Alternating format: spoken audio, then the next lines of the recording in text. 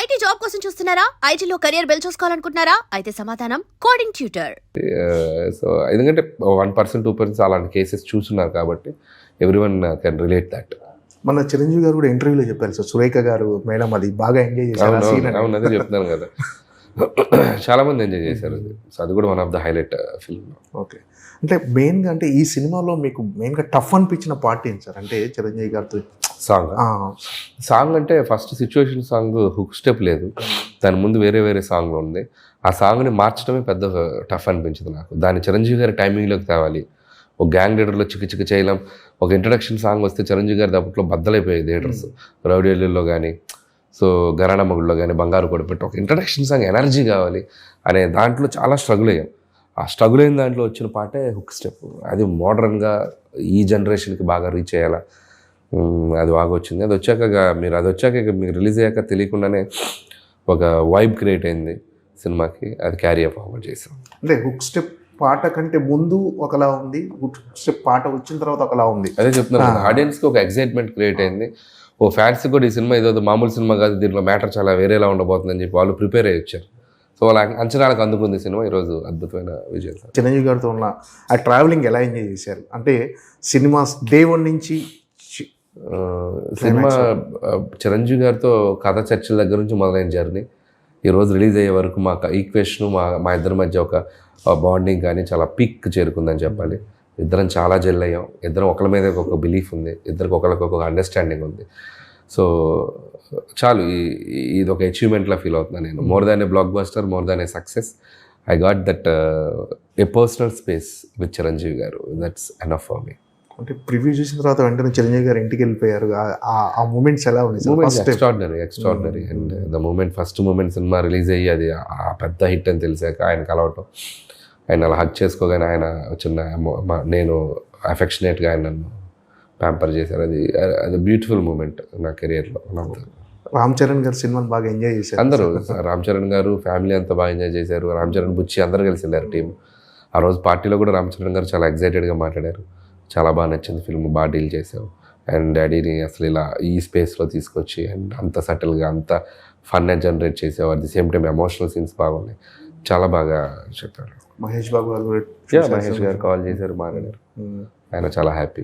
అల్లు అర్జున్ గారు ఆయన ట్వీట్ చేశారు, ఆయన కాల్లో మాట్లాడారు. ఆయనతో చాలామంది ఈసారి ఈ సినిమాకి they felt so happy and directors కూడా చాలామంది కాల్ చేశారు. సో అందరికీ వాళ్ళ పాజిటివిటీ, ఈ సక్సెస్ని వాళ్ళు తీసుకునే విధానం మాత్రం చాలా సంతోషం ఇచ్చింది. పర్సనల్గా మీకు ఈ సక్సెస్ అనేది ఎలాంటి సాటిస్ఫాక్షన్ వచ్చింది? పర్సనల్గా, వ్యక్తిగతంగా, కెరీర్ పరంగా మీరు ఒక 100 మెట్లు ఎక్కారు, అది కానీ పర్సనల్గా నాకు చిరంజీవి గారికి ఒక ఎటువంటి డిస్కషన్స్ లేని, ఎటువంటి ఒక పాయింట్ చేసే లేని, ఇట్లాంటి లేని ఒక సినిమా తీయాలి. ఆయన్ని అందరూ సెలబ్రేట్ చేసుకోవాలి. అతని అభిమానులే కాదు, చిరంజీవి గారిలా చూసి ఇష్టపడిన చాలామంది ఉంటారు కామన్ ఆడియన్స్. వాళ్ళు కూడా ఈ సినిమాని సెలబ్రేట్ చేసుకోవాలి, ఆయన చూసి వావ్ అనాలి అనేదే అనుకున్నానండి. That is the only thing I felt and అదే ఎగ్జిక్యూట్ చేస్తాను. ఈరోజు అదే నాకు ఒక సూపర్ ఫీలింగ్, అంటే ఈ సినిమా తాలూకు మాత్రం. అండ్ అందరికీ మళ్ళీ మన చిరంజీవి గారు అంటే ఇది అనే ఇంకొక టైప్లో పరిచయం చేయగలిగాను. అది ఈరోజు అందరికీ రీచ్ అయ్యింది. So that is the most happiest thing. సరే, అంటే అనిల్ రావుపూడి సినిమాలు అంటే ఎంటర్టైన్మెంట్కి ఒక బెంచ్ మార్క్ క్రియేట్ చేశాయి. అంటే మీరు కూడా అంటే ఈ సినిమా సంక్రాంతికి వస్తున్నాం కంటే బెటర్గా ఉండాలి, నెక్స్ట్ సినిమా అంతకుమించి బెటర్ ఎంటర్టైన్మెంట్ ఉండాలి. ఈ జర్నీ అంత టఫ్ అనిపిస్తుందా సార్? ఏంటి ఎప్పటికప్పుడు మళ్ళీ ఆడియన్స్ని నమ్మించడం అంటే, ఇప్పుడున్న రోజుల్లో ఆడియన్స్ నమ్మించడం చాలా టఫ్ జాబ్ సార్. అంటే వాళ్ళకి చాలా వినోద సాధనాలు ఉన్నాయి, టీవీలో కానీ సీరియల్, ఇవన్నిటిని ఓవర్కమ్ చేసి మీకు ఒక టికెట్ కొనుక్కొని థియేటర్కి వచ్చి నవ్వటం అంటే మీరు ఖచ్చితంగా చాలా హార్డ్ వర్క్ చేయాలి. ఏం సార్, టఫ్ అనిపిస్తుందా లేకపోతే ఈజీ? అంటే ఈజీ ఏం కాదు. ఇప్పుడు ఏ సినిమా అయినా, ఏ కథ అయినా, ఎవరు రాసినా కూడా చాలా టఫ్గానే ఉంటుంది. అది ఐడియా జనరేట్ అవ్వాలి, దాన్ని ఒక 2-3 నెలలు కూర్చొని దాని మీద టైం స్పెండ్ చేసి దానికి అద్భుతంగా తయారు చేయాలి. ప్రాసెస్ టఫ్గానే ఉంటుంది, బట్ ఎనర్జీ ఈజ్ పాజిటివ్గా ఉంటుంది. ఎందుకంటే ఇంతమంది ఆడియన్స్ మన సినిమాని చూసి సెలబ్రేట్ చేస్తారని ఒక ఎనర్జీ మనకు ముందుకు తీసుకెళ్తూ ఉంటుంది. సో ఆ ఎగ్జైట్మెంట్ వాళ్ళు ఇవ్వబట్టే మేము అద్భుతంగా పనిచేయగలుగుతున్నాను. సో క్రెడిట్ అంటే వాళ్ళకే ఇవ్వాలి నేను. సో వాళ్ళ రిసీవింగ్ లేకపోతే నా సైడ్ నుంచి వర్క్ అంతా బాగా హ్యాపీగా చేయలేను నేను. సో ఆ రిసీవింగ్ ఉంది కాబట్టే సో ప్రతి సినిమా టు సినిమా నన్ను నేను మార్చుకోవడానికి, ఏదో ఇంకోలా ట్రై చేయడానికి, ఈ హీరోతో ఇలా చేద్దాం, ఆ హీరోతో ఇలా చేద్దాం, చేసినట్టే మళ్ళీ చేయొద్దు, చేసిన గెటప్పే మళ్ళీ వద్దు, చేసిన క్యారెక్టరే మళ్ళీ వద్దు, ఇలా 1-4 అనాలిసిస్ చేసుకుంటూ వెళ్తాను. ఎందుకంటే ఆడియన్స్కి సేమ్ చూపిస్తే ఆ బోర్ ఫీల్ అయ్యే ప్రమాదం ఉంది, చూపించిన సినిమానే చూపించాడనే ప్రమాదం ఉంది. సో అవి కేర్ తీసుకుంటాను. సో అందుకే ఈసారి సీక్వెల్ చేయకపోవడానికి కూడా కారణం అదే. ఎందుకంటే మళ్ళీ అవే క్యారెక్టర్స్ ఆడియన్స్కి ఇంకొక ఫ్రెష్ కథ ఏదైనా చెప్దాం అనే ఒక ఫీలింగ్లో ఉన్నాను. ఈ 9 సినిమాల్లో మీకు బాగా కష్టపడిన కథ కానీ, అంటే ఎక్కువ టైం తీసుకున్న కథ ఇది సార్? అంటే కష్టపడిన కథ అంటే ప్రతి సినిమాకి స్ట్రగుల్ ఉంటుందండి, ప్రతి సినిమాకి ఎక్కువ టైం తీసుకొని డెఫినెట్గా హీరోకి తగిన విధంగా బాడీ లాంగ్వేజ్ తగిన విధంగా అంటే కొద్దిగా భగవంత్ కేసరి అనేది కొద్దిగా కాంప్లికేటెడ్ స్క్రిప్ట్ అండి. అది చాలా డ్రామా, అందుకని ఫన్ తక్కువ, మొమెంటరీ సోషల్ కంటెంట్ ఉంది, ఒక విలన్ కాన్ఫ్లిక్ట్స్, దాంట్లో మళ్ళీ ఫ్లాష్ బ్యాక్లు, కొద్దిగా వెయిట్ ఉన్న కథ అంటే కొద్దిగా భగవంత్ కేసరి. లోడ్ ఎక్కువ ఉంటుంది ఆ కథలో. అండ్ సర్లేరు నీకెవరు, అది కూడా అంతే. ఈ 2 కథలు బాగా లోడ్ ఎక్కువ ఉన్న కథలు నేను చేసిన సినిమాలు. ఇవి 2 కొద్దిగా టఫ్ అనిపించినాయి స్క్రిప్టింగ్లో. మిగతావన్నీ lighter vein scripts, but treatment కష్టంగా ఉంటాయి. ఇవి కథ కష్టంగా ఉంటుంది, ఇవి ట్రీట్మెంట్ కష్టం. వీటికి ఉండే కష్టాలు వీటికి ఉంటాయి, వాటికి ట్రీట్మెంట్ చాలా ఈజీ, కథ క్రియేట్ చేయడం కష్టం ఉంటుంది. సో ఏ కష్టం ఆ కష్టమే, బట్ లోడ్ ఎక్కువ తీసుకుంది ఆ 2 సినిమాలు. సార్ అంటే మామూలుగా కామెడీ కథల్లో చాలామంది ఏమంటారు అంటే లాజిక్లు ఉండదు, అంటే కొన్నిసారి మన సినిమాలో కూడా కొన్ని విమర్శలు వస్తుంటాయి కొంతమంది చేసేవాళ్ళు.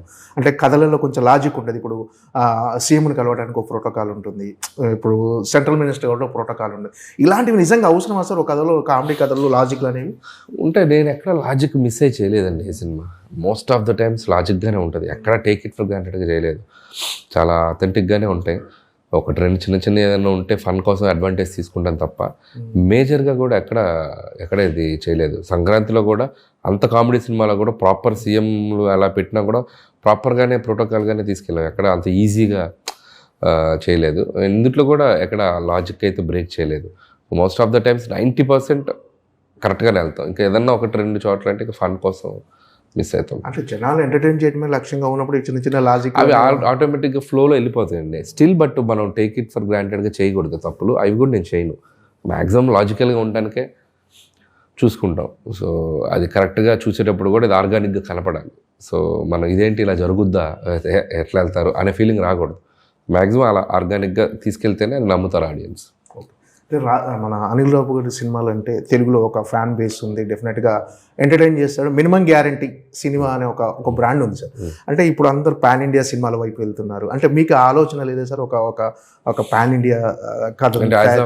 As of now I'm very happy with this regional and rooted films and చాలా బాగుంది.